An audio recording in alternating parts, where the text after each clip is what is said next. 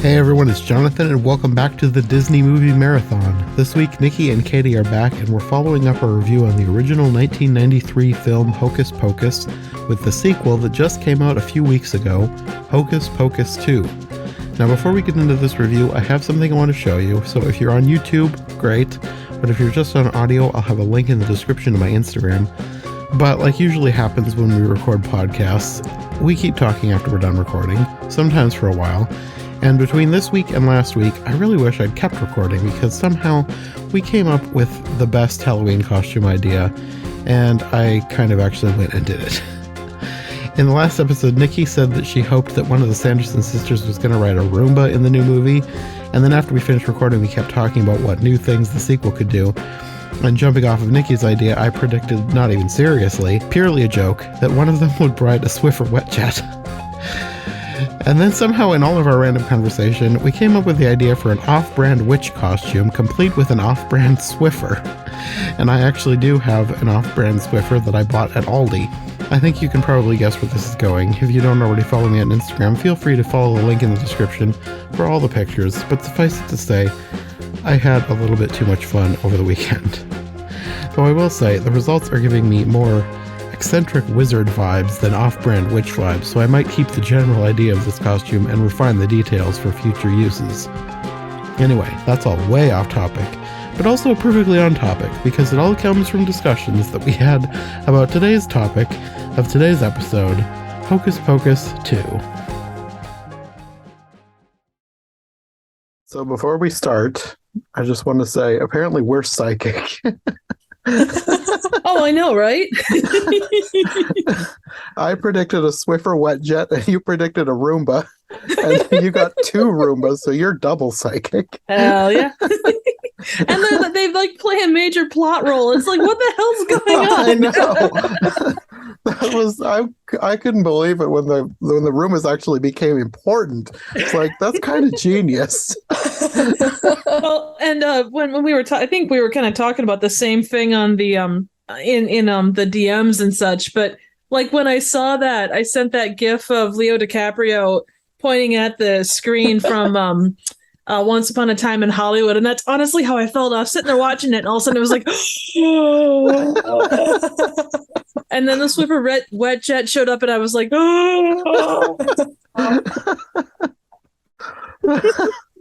I couldn't believe it. I think I just thought it was going to be just going to use the same ones from last time. But then when they pulled them out, I was like, well, I guess the other ones probably, I mean, it's been 29 years. Who knows what happened to the other ones? I mean, plus technology has advanced in terms of sweeping and mopping and, vacuuming. Yeah.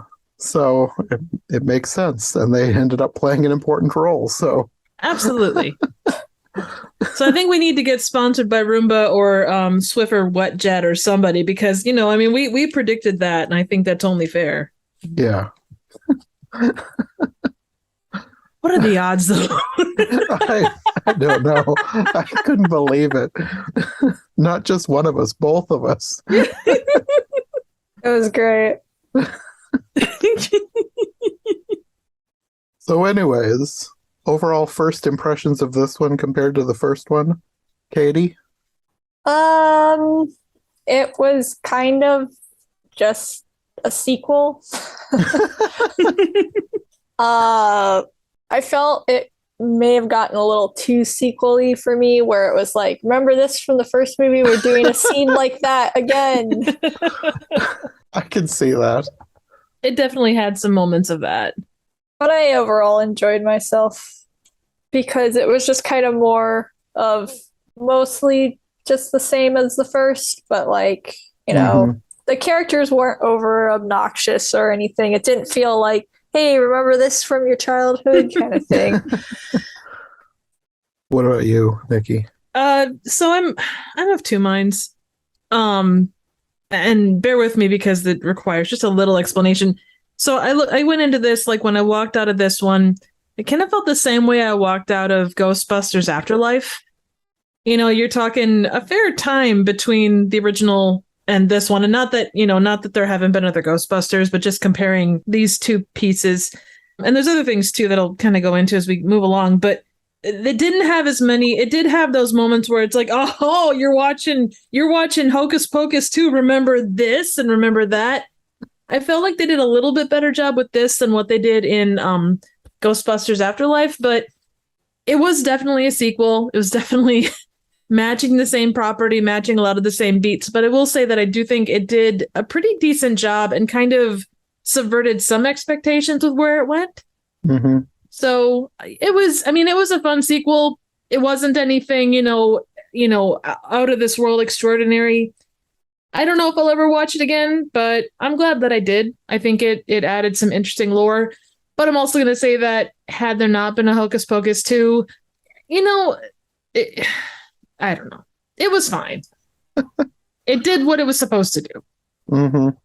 Well, I think I liked it a lot better than the first one. Really? But that probably partly because I didn't grow up with the first one. I'd never seen it until last week when we did the first one for the podcast. So understandable. They're both basically two new movies for me. So I ended up liking this one more, I think. There was more of the witches being confused by modern day stuff. That's the big thing I liked from the last one. They did that more and better. Then there was a lot less really cringy adult humor in this one, which I kind of figured because the other one was from 93 and this is from 2022. I figured they would dial that way back, and they did. And I think that helped it seem better to me, I guess. Mm-hmm. Understandable. But yeah, the witches in modern day confused by everything. It's like that was my favorite thing with the last one, and they went all in on that one and on that in this one as well. So I enjoyed that. Nice. Yeah, like slight tangent, but like if they made, you remember like Disney Plus made The World According to Jeff Goldblum? Mm-hmm. Mm-hmm. Like if they made like the three witches reacting to different stuff in the world, I would watch that. Oh, I would too. That was hilarious. I gotta say, my favorite moment outside of one of the smaller moments, it was almost an offhanded comment, but like a car pulls up in the driveway at one point, and Mary goes, "Ah, it's the sun. Oh no, wait, it's just a small bus." Yeah. Yeah, when I first started watching it, I didn't think that there was going to be that much new stuff that they could do because, I mean, they've already done the whole modern day confusion thing. But then as the more stuff that they were confused by, I was like, you know what? 29 years is quite a long time to be away from the modern day. There's plenty of new stuff for them to be confused by. And they really pulled out some strange things for them to be confused by. Like, I saw a lot of people criticizing the Walgreens scene online, but like there was a lot of really hilarious stuff in that scene. All the stuff that they were like eating. I will say this. My problem wasn't like the stuff in the Walgreens. It was another thing that happened with Ghostbusters Afterlife. There was a massive scene that happened in a Walmart. And it just felt like such a giant product placement. Oh, no, it definitely did. I'm sure that Walgreens paid a pretty penny to be the store that the witches absolutely, visited. no doubt. Like, it could have been any, brand X drugstore. Yes. Everything that happened inside of it was great. Yes. But the fact that it was a Walgreens, it really took me out of it. It just kind of... That's how I thought I was going to feel, because it was like, here's a big name that everybody recognizes. But then they started getting really ridiculous, and I forgot about that it was specifically a Walgreens. Oh, no, absolutely. And that's what made it, that's kind of one of the redeeming things about that scene was they said, okay, we've got the big sponsor, but then they made it as off the wall and crazy as possible. Mm-hmm. Mm-hmm. Well, let's start at the beginning. That is an excellent place to start. That's where we usually start anyway. So this one also starts in the past, which I was not expecting. I didn't think that they were going to go all the way back to the 1600s, but this one is even further back than the first one, which this one is about their childhoods. And I thought that the three girls who played the young witches were great. Oh, they did an excellent job. Yeah. Young Winifred was hilarious. She really captured the face. Yes, she did. Yeah. The attitude, the body language, that she was so good. Oh yeah. You have her marching angrily through town, and I loved the little scene with the little old lady who says, "That's enough for me today," and turns around and leaves. I don't know who she was. She was just a minor cameo character, but that cracked me up. "That's enough for me today." And then she had the Winifred had the giant bonnet thing that like matched her hair perfectly. Apparently, this is on her birthday. She's turning 16, and her sisters have made her a plate of the 1600s equivalent of Jell-O. They talk it up like it's this horrible thing, which of course they're witches, so they love ground pig hooves and goat's blood. But like, Jell-O is made of basically animal bones, so it makes sense. And they also have a present for her, which is a pet spider, which I don't know if that was a real spider or not. It looked very fancy. It was CG. Yeah. It was magic. Oh yeah. But, I mean, was it a real species?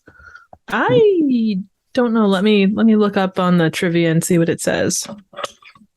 It looked very, I don't know, spangly.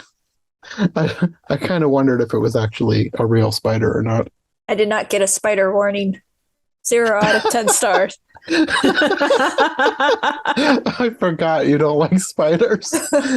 You would have been the Reverend in the next scene. Oh yeah. When he shouts, "There are the 8 legs of sin." I was like, yes, he gets it. The spiders that attack the Salem villagers in the open are golden silk orb weavers. Oh, okay. I have those at where I live. I thought you were going to say you had some, and I'm like, I thought you hated spiders. You got some for a pet? Well, no. here's the good news. So, although frighteningly large, their torsos are 3 inches long. These spiders are completely harmless to humans. They're not venomous, and their bites can't break human skin. Yeah, but they're big and scary. Yes. And that's all that matters. Yeah.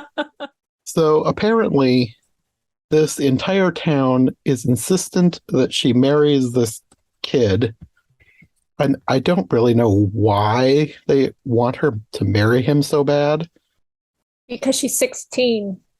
Yes. Is that the only She's reason? old. Well, everybody had to be married off. Young ladies, oh, you must go and marry such and so because reasons. Okay.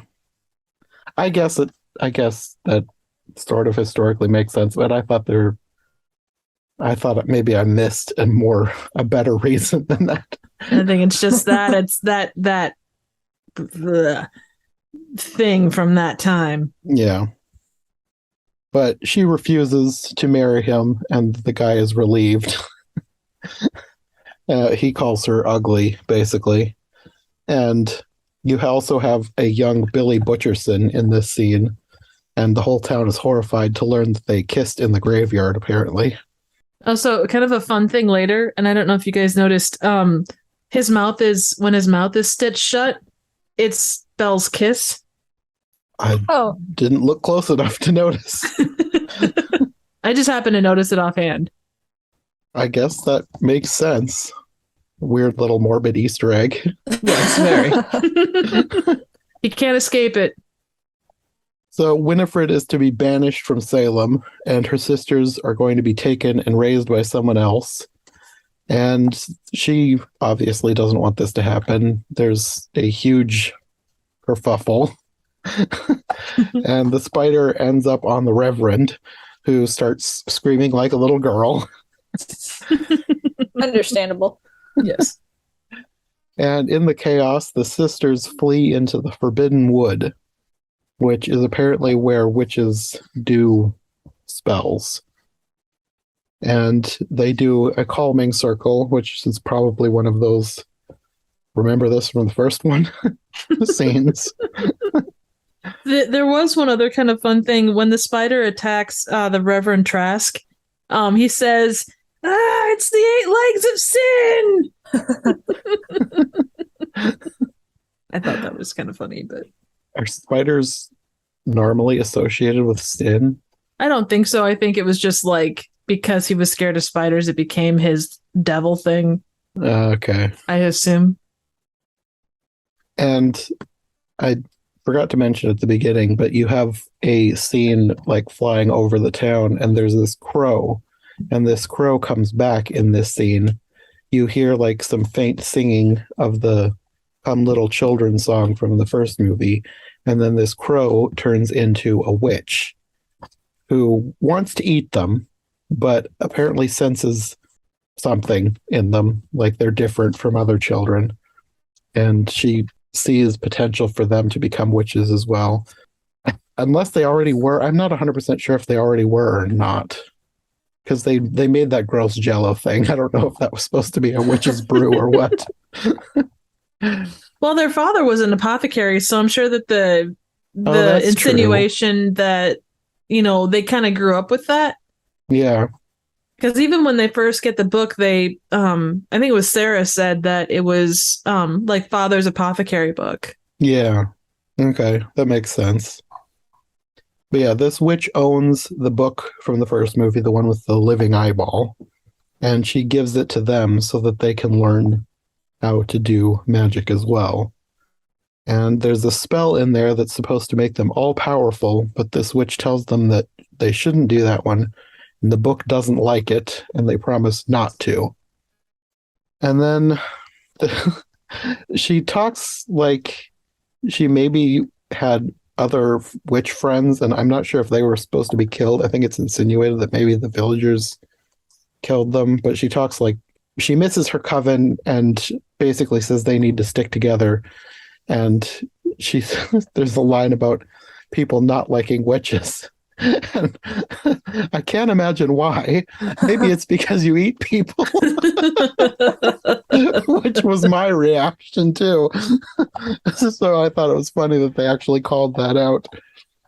And then the witch turns into leaves, and you never see her again. Maybe. Well, yeah, I was going to say kind of. You never see the witch again. True. I like the design on her, but her makeup, like, I know they were going for like ethereal and kind of like timeless, but she comes up as really modern, like in the way that her stuff looks. Yeah, I could see that. It wasn't bad. It just was one of those things where it's like, okay, cool. Mm-hmm. I did like her bird form, though. It looked like a crow, but part red. That was cool. Mm-hmm. So then, once the witch is gone, they take the book and sneak back into town to get revenge on the townspeople, and they set the Reverend's house on fire. So then you go to modern day, and you're introduced to the main characters of this movie. There's 3 girls who used to be friends. One of them isn't part of the group anymore. And I'm not sure. They talked about going to the woods and doing like a spell on their birthday, but did that mean it was all 3 of their birthdays? Like no, all it was at the same time? It was just the one. They celebrated Halloween, but they also celebrated her birthday that way. Okay. I thought maybe that they were all born on the same day or something, but it never clarified that, so I wasn't sure. And these girls are named Becca, Cassie, and Izzy. And Cassie is the one who is not really friends with the other 2 anymore.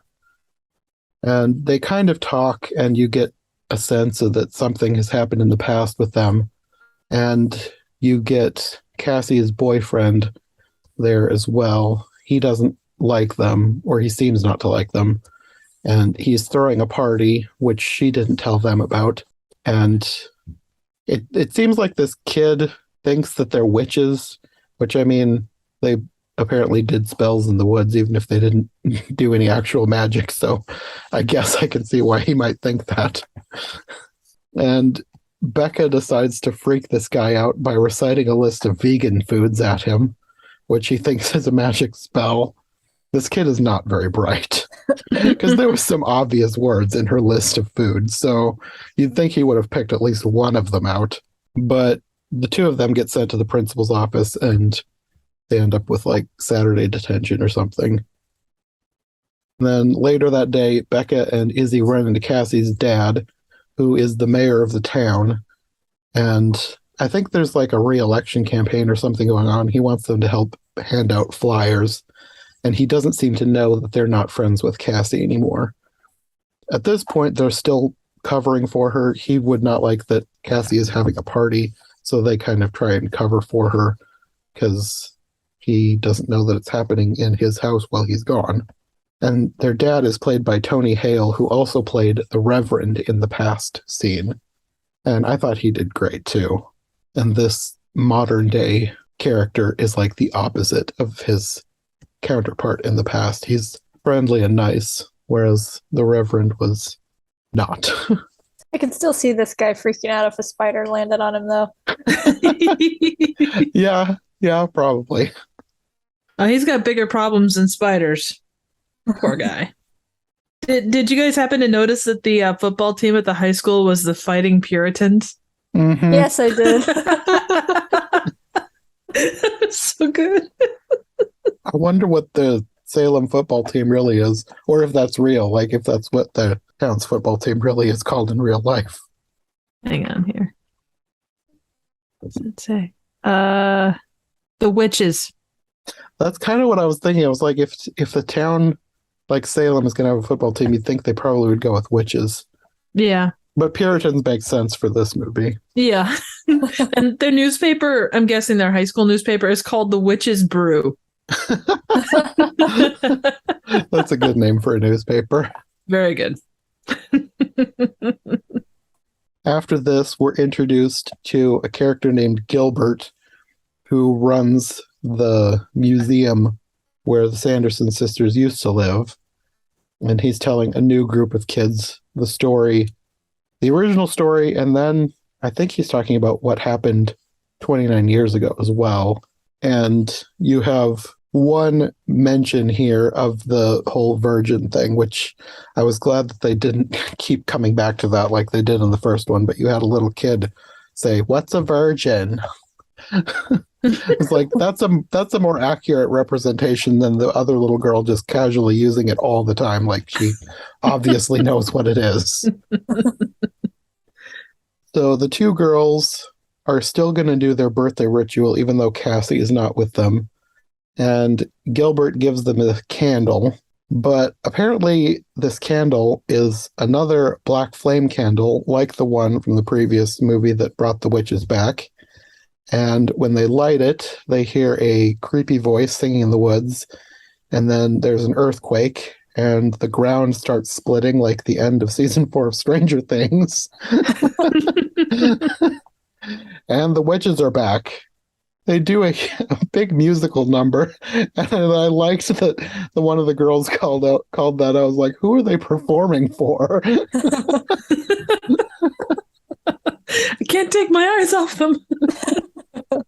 But that is actually paid off a few times later, because every time they sing, you can't, like, you're drawn to that. Mm-hmm. Yeah, I think that was sort of established in the first one when they had that musical thing at the party that made the party go forever. Well, at least forever until the witches were dead.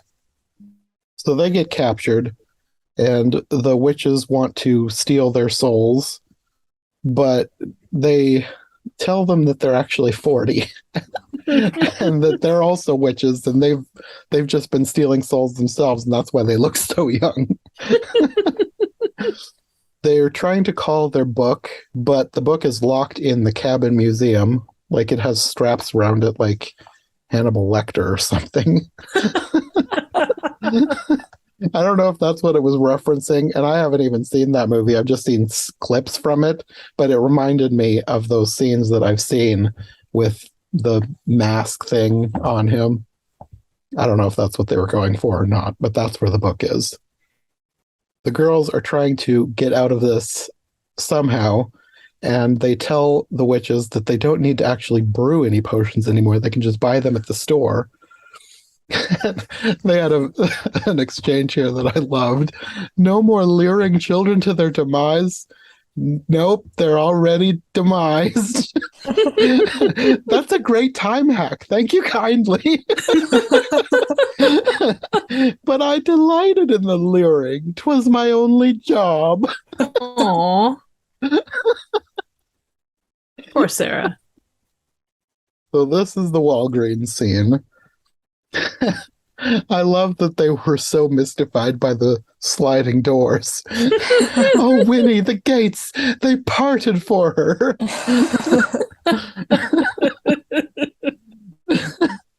And then they go inside and start eating all the beauty products.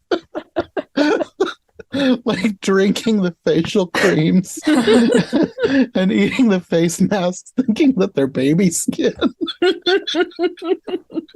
And the way that they're kind of like doing the tasting thing, like, oh, it's floral with some woody notes. Yes.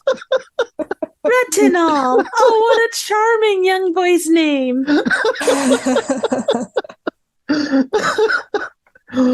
I love that they thought the things were delicious because, like, in the past, they ate that gross Jello and thought that was amazing. So they obviously have warped taste buds. So skin cream probably tastes amazing. And then I also loved this because you have these kids that come in all wearing costumes like them. They want to take a picture with them. And the kids are using one of those beauty filters, so they see their picture and they think that the beauty creams have worked. I about died. But that doesn't work for long because then they see themselves in this security mirror, one of those round things that helps you see around corners, and they're looking all warped and distorted. So they're upset and they ask a clerk how many children's souls are in the potions. And he says 0, of course. So then they're turning on the kids again. Yeah, that whole part was like, it was a greatly written part. Like, it was inspired and fun and something very different. Yes. The filter on the phone, I was not expecting that. I was like, that is the perfect modern day thing to confuse them with. So the girls are now trying to escape from the witches, and their friend back at the museum, Gilbert, had earlier told them that salt protects from curses, I think, something like that, black magic. So they spread a bunch of bath salts around them, and that deflects Winifred's force lightning. So now that they know that this Walgreens doesn't actually have magic potions, they decide they have to get the book back. So they need to fly home, and Winifred finds a broom. And this is where we find out that our predictions were correct. Sarah rides a Swiffer wet jet, and Mary rides 2 Roombas that she names Broomies. That was so great. Oh, it was amazing. Becca and Izzy run back to the cottage, and they find out that apparently Gilbert did all this on purpose. He was behind bringing them back. He gave them the candle, knowing that they would light it because he wanted the witches to come back. I'm not really sure why he saw them 29 years ago and was enchanted by them. I don't know. He wanted them back for whatever reason, and he tricked them into bringing them back. I think he kind of said that they were misunderstood. They were ahead of their time. They were, they did what they had to do. So, that whole misunderstood, went to wherever for undue reasons, though. Yeah. I mean, I didn't think he had great reasons, but no, I don't think he was thinking through very, very well. You just let them explain why they were eating the children. But while he's telling them all this, the witches burst in. They lock the girls in the dungeon. He tries to tell them that he's like their biggest fan or whatever, and the book had showed him how to bring them back with a new black flame candle. During all this, the girls had those posters of Cassie's father, which are now scattered on the floor. And the witches think that the Reverend is also alive again. And Winifred correctly discerns that this must be a descendant of the Reverend, not the Reverend himself. And they're horrified to learn that he's the mayor. and you got another great line here. Mother said witches would rule Salem one day. And what have we done instead? Die?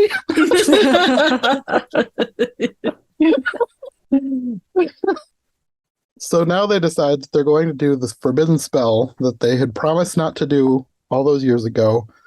And Winifred says it was 300 years ago. The promise has expired. But the book still doesn't want them to do it. But she forces it to open. And they get the list of ingredients, which includes 1 drop of thy enemy's blood, which they're going to use the Reverend's descendant, because his blood is still in them, apparently. And the head of a lover, which means that they've got to go bring back Billy Butcherson. Poor guy. There's also a cat throughout this, and I don't know if they were implying that it was supposed to be Thackeray again, but I don't think it is, because Gilbert says it's his cat named Cobweb. Did you guys stay through the credits at all, by chance? Yes, I did. Okay. Hard to say, even from that, but... Yeah. So the witches go after the mayor, and they put a spell on Gilbert so that he'll go after the other ingredients that they need. And he's the one who goes to dig up Billy Butcherson. But apparently Billy is already alive. He never went back to sleep, so he's just been lying there for 29 years. The poor guy is probably bored out of his mind. And he doesn't want to help, of course, but Gilbert tells him that they're actually going to kill Winifred for good this time, and he wants him to help. Billy tells him that he was never Winifred's lover. They shared 1 kiss, and that was it. And now she's sullied his name for eternity. And Gilbert promises that if he helps him, he'll tell everyone the truth. So now he has Billy on his side for now. Back in the dungeon, the girls figure out how to do some kind of a spell with the salt to get out of the dungeon, because the salt blocks black magic. They don't just use the salt, they do a chant too. So they are insinuating that they actually have magic as well. I think one of them, their hands is glowing in this scene also. So they get out, and the cat shows them where to find the book, and that's why I'm not sure if it's supposed to be Thackeray or not. Like he's dead for good. Like he left this mortal coil, so I don't know what the deal with the cat is, but the cat knows enough to show them where to find the book. And the book doesn't want to go with them. It escapes and goes back to the shelf by itself. So they go off to Cassie's, and the witches go to the party. They find this costume contest for people dressing up like them, and they mistake it for an altar of worship of themselves. And they sort of get entered in this contest, but then they end up losing it, and they're furious, so they decide to put a curse on this party as well. And they sing One Way or Another, and the party is all under their spell, and they have them lead them to the mayor. And they fly past a house where a couple is watching the original movie. That was a weird scene. Like, what? Why is someone watching the movie? How does that work? I don't know if I was supposed to think too deeply about that, but it was a scene from the movie, because it was that scene with Gary and Penny Marshall. So I think that was supposed to be there, since Penny and Gary Marshall have both passed. It was supposed to be an homage to them. Okay. There's also a scene earlier down in the festival area by where the caramel apple cart is, where there's like 2 people sitting on a bench, and there's like a lady with things in her hair and then a devil. And that was another thing for it. Okay. That makes sense. It still doesn't make sense within the larger canon of this world, but it makes sense as for a scene in a movie, I guess. Yeah. For one you're not supposed to think too deeply about. In the words of MST3K, repeat to yourself, it's just a movie. We should really just relax. Yes. So somewhere in here, the girls have told Cassie's dad about the party so that he'll get home and escape the witches. And they go after he has shut down the party and try and talk to her. At some point, the boyfriend is tricked into leading the witches to their house. They get to the house just before they do. Then they're all trying to hide from the witches. And then you have an amusing scene of them being terrified of a Siri. There's a little woman trapped in a box. There's also a great moment there where Winnie says, spread out, and Sarah starts doing the splits and trying to get herself as wide as possible. I loved her scenes of just being dumb. But there's actually a lot of, between the three of them, there's actually a lot of like little moments if you have the captions on that are just they're so like clever and witty for the moment. They have a lot of good back and forth. I didn't write everything down, but they had a lot of great lines. And while they're all there, the cursed mob has found the mayor, and he mistakes them for a flash mob, which makes sense. I mean, if you saw a mob acting like that, you would assume that they were doing a choreographed dance and not under a curse. So Becca lets herself be discovered, and they're going to zap her, but she tricks them into believing that this bottle of water is all that's left in Salem of one of the ingredients that they need. Apparently, Aurelia berry juice. I'm not sure if that's real or not. I didn't look it up. But she says if they touch her, she's going to pour it out. And the other two girls jump out and pour salt in a circle around them and leave them locked in the garage because they can't even cross the salt themselves. They're protecting against like any zapping magic, but also just them themselves. They cannot touch it. So they're locked in the garage, and the mayor comes home and he almost lets them out, but Cassie interrupts and calls him dad, which gives them the clue that she also has the blood of their enemy. And they leave the witches in the garage foolishly. And then Mary's broomies come along and suck up the salt. And I thought that was just genius, because at first you think the Roombas are just like a visual gag. Like it's just a funny thing for her to fly around on, like the vacuum in the other one. But to have them actually be an integral part of the plot, I thought that was kind of genius. I really liked that they came back and freed them. And at some point in here, Billy Butcherson discovers that Gilbert is helping the witches. So he basically says he's not going to help him anymore. So Gilbert steals his head and runs. And the girls are making up when the witches escape. They fly by and grab Cassie. And Becca, at this point, her hands start glowing again. And they realize that she must be a witch too. And the witches meet Gilbert in the woods. She calls the book to them and, of course, turns on Gilbert and zaps him up into the sky. I'm not sure where he went after that, but he went flying. So they start the spell to become all-powerful, and Becca appears and tries to zap them while Izzy frees Cassie. And I don't think they finished the spell, but they did enough of it that Sarah and Mary now have the same powers as Winifred has always had, so they have like force lightning as well. They're three-way emperors. Yeah. And they act like they're going to start rebelling against Winifred, but she yells at them and they come back to do her bidding again immediately. So Becca and Winifred have like a witch showdown. Becca says, "You don't want to do the spell. You have a choice." And Winifred thinks she's talking to her, but Becca says she's talking to the book. And the book has the living eye in it, and it's like looking at her meaningfully. And she calls it, and it comes to her. So Aww. The book now responds to her, not Winifred. Becca runs back to her friends while Winifred is screaming for her sisters. And the girls ask the book what to do, and it shows them the warning for the spell, which says that to do the spell, the user must give up that which they hold dear. But it also says that power is meant to be shared. So the girls hold hands, and together they're able to temporarily hold back the witches. And Becca taunts them and says that even with the sisters now as powerful as she is, she still can't beat them. And Winifred says something like her sisters are leeches and she's the most powerful one. She doesn't even need the book. And at that point, I was thinking that they were going to have the sisters turn on Winifred and sort of like redeem the sisters, but that's not where they went. They all leave to do the spell without the book because they think they can remember it.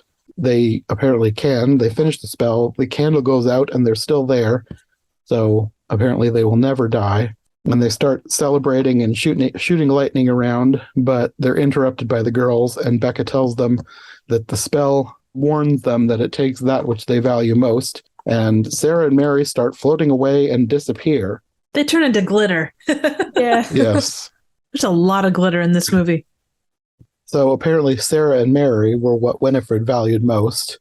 And I was thinking, like, if that was true, then why does she keep calling them leeches and saying that she's the most powerful one and treating them like garbage? I mean, I have siblings and we kind of talk to each other like that too, so. I guess so. But she just takes it to an extreme, I guess. So now Winifred is extremely remorseful. She begs the book to undo the spell. They flip the book open to the spell for reuniting, and Winifred is begging her to help her, and she says she's willing to give up her powers to get her sisters back. So the girls do the spell, but it doesn't bring her sisters back. It sends Winifred to them. And as she's disappearing, she thanks them and says that they're lucky to have each other. And then she's gone. The witches are gone forever, apparently. Or are they? Gilbert comes back from wherever he flew off to. And Billy gets put back together, and then he starts glowing and says that the sisters' final destruction undoes all of their spells. So he now disappears as well. And Gilbert apologizes for everything because everything is his fault. And he says he'll take the book back, but Cassie says she's going to keep it. And they all go home and start doing the witch walk that the Sanderson sisters have done previously. We didn't really talk about it, but they all walk together in a specific way that's amusing. Yeah. It is cute. But then you also have the crow from the beginning following them. So apparently that witch is still around. That doesn't go anywhere, though, because this is the end. She's just flying above them. Still eating children. Apparently. Because how else is she surviving? Exactly. You know, addiction is a thing that you have to deal with, and you got to have the proper support system to be able to get over it. Well, she apparently doesn't, so I guess any children go missing, look up in the sky for a crow with red wings. Exactly. And then, yes, there's a post-credit scene. Cobweb the cat, he's back in the cabin. He jumps up to a shelf in the museum, and there's a box with a Black Flame #2 candle label on it. So, I don't know, maybe they're going for a trilogy here. At least looking at the trivia on IMDb, which you kind of do have to take with a bit of a grain of salt, at least as of the time that it was written, like the comment, there wasn't a plan for a third. Well, they've given themselves a window if they decide to make a plan for a third. Exactly. I mean, you know, Masters of the Universe with He-Man said that, you know, they were going to have a sequel, and that never came to light. So R.I.P. Masters of the Universe. There's a lot of things like that, unfortunately. But I don't know that I want another sequel. I think I'm fine with the way this one ended. And if they bring them back, I don't think it'll be as funny because they basically turned good in the end. Or at least Winifred did. And like half the enjoyment of this is how evil they are. Absolutely. Because like if they come back, what are they going to do? Yeah, and they kind of covered like, not that there aren't other scenarios you could go with, but why would you need to? They really don't, you know. Yeah, it would be funny to have them come back and react to modern day stuff, but to make a whole movie of that, I don't know if the plot is there. So that's Hocus Pocus 2. I think I liked it better than the first one, so I really loved all the quips between the sisters. I thought they had some really good back and forth dialogue. I liked the musical scenes, Because we didn't really talk about them because it's a musical scene. What are you going to talk about other than they did a song? But I thought that they did great with those. I liked the music itself, and then the choreography was fun as well. And then, of course, the stuff in the flashbacks with the young girls. That was great. I kind of want a prequel with just them. Yeah, they were fantastic. Like you couldn't have picked better people for that. No, they nailed the mannerisms. They had it down pat. They did, absolutely. There was one other fun thing that Trask said, and it was one of those like just kind of random lines, but it was so like perfect. Like it was kind of an inspiration, like one of those lines that just comes out of pure inspiration. He said that one of the Sanderson sisters had great resting witch face. And it was like, oh, that's such a great, like, just it's so great. It's like the beauty filter on the camera. I guess we didn't really talk about the new characters much. I mean, they were there, but I mean, they were good. They were good modern day girls, but like, I don't know that I'd want a movie following them around. I don't think it would be that interesting. Well, and like the original Hocus Pocus, even though they're kind of like us going through the process, the real story is the witches. You know, it's Sanderson sisters. Yeah, that's true. Because in the first one, like if they'd made a sequel and used those kids, it probably would have been kind of boring too. Yeah. So if they do another one, nothing against these girls, but I kind of hope they don't come back. Like they're fine as characters, but like I think they need to focus on the witches and have new characters discover them. If they're going to go that route, yeah, they totally need to do that. One fun thing that I saw with the three girls, they all had the same necklace. And I don't know if it was ever brought up, but they all had the same like medallion-y necklace. They never mentioned it. I just thought it was kind of a cool little detail. I suppose since they've been friends for so many years, it probably is something they got in the past together. Oh, absolutely. And it makes sense. I'm kind of glad they didn't make a thing out of it because they easily could have, and it would be just another trope. It's kind of a nice background thing. Yeah, and maybe they did, but they didn't. They maybe cut it, which, you know, hopefully. Because it did have, I mean, you couldn't really tell much about it. But yeah, it was a neat little, there was a couple things like that weren't really mentioned, but if you watched, they were there. If they had made this for the Disney Channel, they probably would have made a big deal out of the necklaces and focused a scene heavily on them and then sold them at the Disney store. Exactly. I guess in some ways this also felt a little bit like a Disney Channel movie, but I don't know. It felt like a higher grade of movie than Disney Channel. Like nothing against the Disney Channel movies. Some of them are quite entertaining in their own way, but they all have a similar feeling, which this has a little bit. But I think the fact that so many characters are so much older than teenagers, it kind of elevates the material. Yeah. I mean, plus he had a guy in a banana costume. I mean, you know, know what that has to do with anything. I just found it funny. That also seems like something that would happen in a Disney Channel movie. And what was with the secretary, like the office secretary? She had like the giant, like, I don't know, Mickey Mouse hands, but then she was like a ladybug.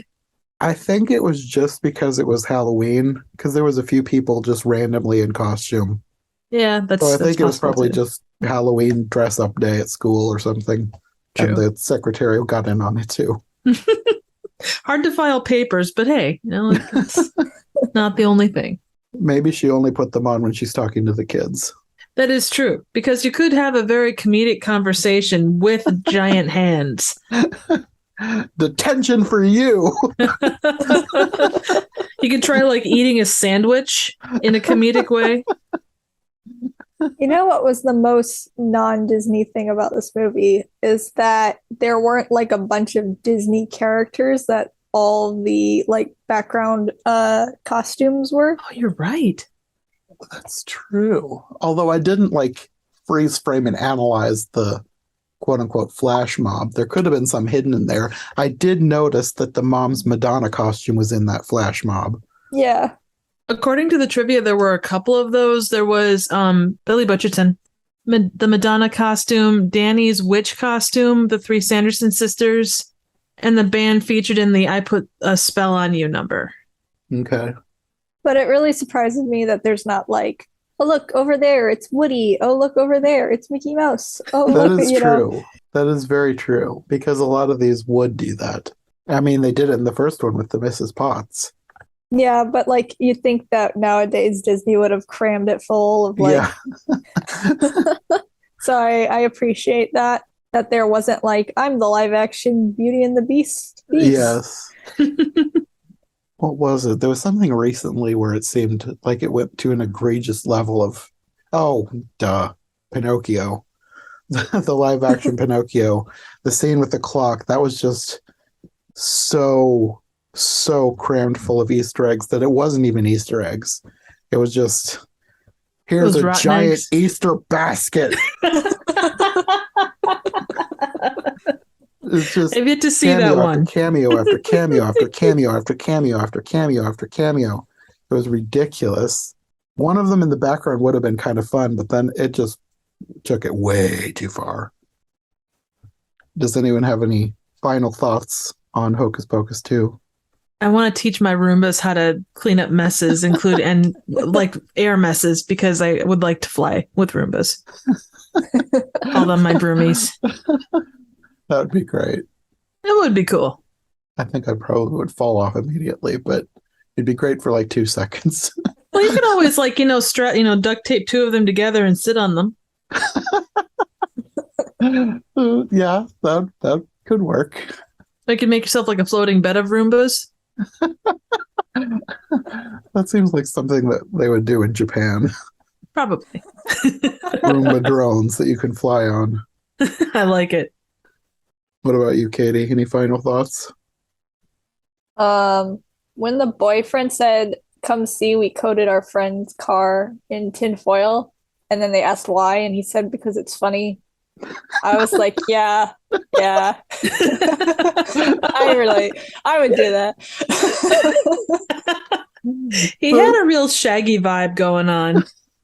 The boyfriend, he was kind of dumb in the same way that Sarah was dumb, and I enjoyed that. I thought he needed a little bit more screen time. Yeah, I was afraid he was going to be like the bullies in the first movie.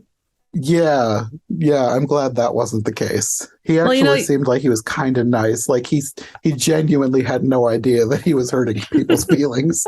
He seemed remorseful about it. Well, there's no way he could be a bully because he didn't have ice shaved into the back of his head. I guess that is a prerequisite.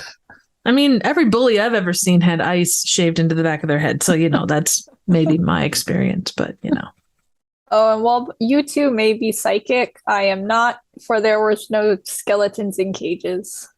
Oh, which was sad.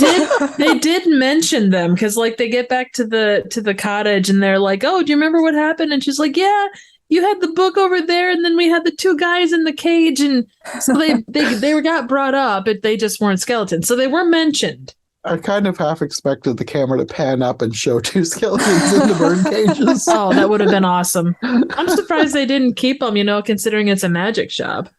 Isn't skeletons a prerequisite for that? That probably would be quite smelly. I mean, you clean them up, they're good. Toss Ship them in a off to the bathtub. field museum to put them in the domestic beetle cages to clean them for display. And put in the prerequisite that they have ice, carved into the back of the skull of the one guy. And that was kind of his defining trait. So I guess my final thought is just that, like I said before, I liked this one better than the first one. I really liked how quippy it was. I liked the witches' banter. I liked the cleverness with the broomies. The broomies were my favorite. Oh, yeah. Yeah, they were great. Yeah, it was just really entertaining. It probably helps that I had no attachment to the first one, and that's probably why this one just seems like they went above and beyond what they needed to do. But I can see why if somebody had attachment to the first one, they probably would. Nostalgia would be a factor in which one they liked better. Which? Yes. I do think, like, I guess I don't. I mean, I have some nostalgia for the original. It's not like it's not something I watched every single Halloween by any stretch. Watched it, several times, but it wasn't like a yearly deal. I mean, I think if you have an appreciation for one of these, the most part, I'd say you'd probably have an appreciation for both because they do feel part of the same world. You've got a lot of like the characters aren't radically different. They tell an interesting story. It's not, too much of a departure from what it is. They logically follow. It's a lot of fun. It holds a lot of the spirit of the original and does other stuff with it. Yeah, I mean, it's a solid sequel. It's not bad by any stretch. And I think if people are getting up in arms, it's probably because, like Star Wars, like anything else, it's not the movie you grew up with and you don't have the nostalgia for it. But there's no way that you can because you're not 10 years old while watching it. Yeah. Definitely. Yeah, I think one thing that I was pleasantly surprised with, especially after the beginning scene, because I heard some people talking online about how the witches are back and they turn good, which I mean kind of at the end. And since I had read that, I was already pre-thinking in my head that that's where this was going. So you had the beginning scene with the quote-unquote tragic backstory, but they didn't really take it from that and then have them turn good. They were like genuinely evil throughout the whole movie, and I liked that, and I'm glad that they didn't do the whole redeemed villain thing. Like, I've probably said this before, I've always said that I love a good villain redemption story, but Disney has just kind of played that to death at this point, and I'm kind of getting tired of it, and I thought that that's where they were going to go with this movie. And even though at the end they did have Winifred reveal that she loved her sisters and she wanted to go back with them rather than get her powers back, so they sort of were redeemed, but for the whole movie they were still evil, and I liked that. It's not like they were redeemed for everything, though. Like, she's not like, I'm sorry I ate children. That's true. they could have gone in a much more in the old days of the internet, it would have been called a glurge, where they made something really smarmy and sappy and goopy, and they could have done that, and they didn't.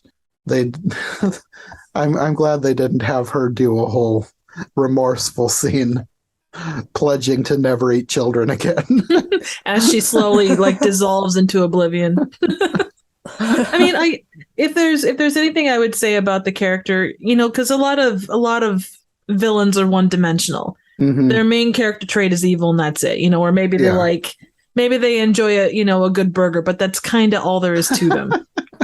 She shows some depth by having that love for her sisters. It's not just, it's and regarded, she had the whole like, she got caught up in the power and it was all like, leeches, parasites, I don't need them.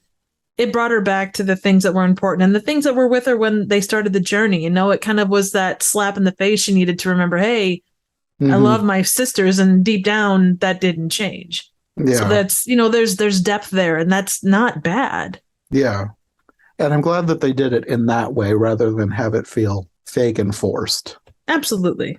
Because the seeds for that were already there, even from the first one, with them being so close as sisters. And then they just built on that with the flashback. That made it feel more genuine at the end, as opposed to a 180. Well, I'm good now. Yeah. And they do everything together. Like, they even walk in goofy ways together. Yes, the witch walk. Yes. But at least that Walgreen aisles are wide enough to accommodate three witches walking side by side. The most important lesson of the movie. Oh, absolutely. It's the biggest thing I took from it. I wonder if people are going to start doing that now. I wouldn't be surprised. That would be hilarious. Just have people show up into a Walgreens on Halloween and start witch walking down the aisles. Anyone watching this, your duty, if you should choose to accept it, is to get two of your friends, go to a Walgreens, and on Halloween, witch walk down every single aisle until you get thrown out. Will this become a trend? Are we predicting another thing? I think so. That, or get yourself a couple of Roombas, strap them to your feet, and glide around the Walgreens. TikTok's probably starving for a new trend, so I could definitely see something like that turning into a TikTok trend. Well, I think that's going to be all for this episode. Do you guys want to let people know where they can find you if they want more from you, Nicki? I do reviews of random, obscure, and straight up bad movies over on my channel on YouTube, which is Trivial Theater. Stop by, say hello. Throughout October, we're doing kind of favorite Halloween movies from the past. And then after that, it's just kind of a random assortment of random things. So definitely stop by. They're always something new and interesting. You can also see me on Twitter at Trivial Theater. Okay. And Katie? And you can find me on Instagram and Twitter at Katie Draws Things. And I am drawing again. So, well, I've always been drawing, but I'm posting again. An important distinction. Yeah. I'm always drawing. It just depends on whether or not it's like postable. It's all awesome regardless. Well, it makes me laugh. But then you're like, this shall never see the light of day. And you close the sketchbook. You could start a secret Instagram just for that. Yeah. Are you trying to tell us something, Jonathan? Well, technically, I have my own secret Instagram. It's not that secret because I put it on my Linktree website. Gasp! I mean, I like accounts like that just post nonsense. That's why I made it, just so I could post nonsense. It would be funny to have an artist do something like that, post their random, purposely bad drawings. Okay, well, I will have links to you guys' social media, and I'm sure you'll be back for another episode soon. Woohoo! Yep. Thanks for listening to this episode of the Disney Movie Marathon. If you like what you've heard, make sure to subscribe on your preferred podcast platform or to our YouTube channel. Make sure to follow my co-hosts as well. Any relevant links will be in the description for easy access. We'll be back soon with another brand new episode, so thanks for listening, and we'll see you next time.